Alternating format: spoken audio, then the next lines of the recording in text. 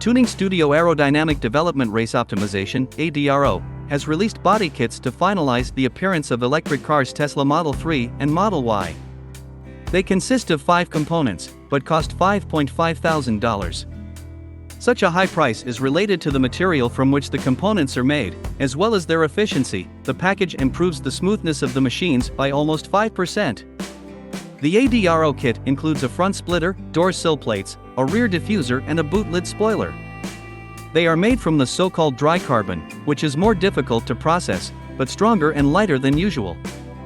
The studio claims that each set of parts O for the Model 3 and Model Y was tested using computer simulation.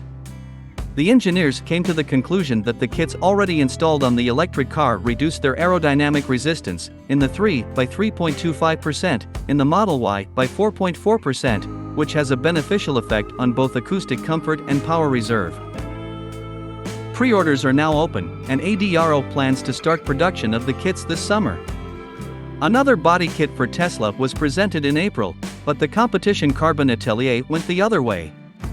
Their body kit aims to make the Model S look more aggressive like a track supercar.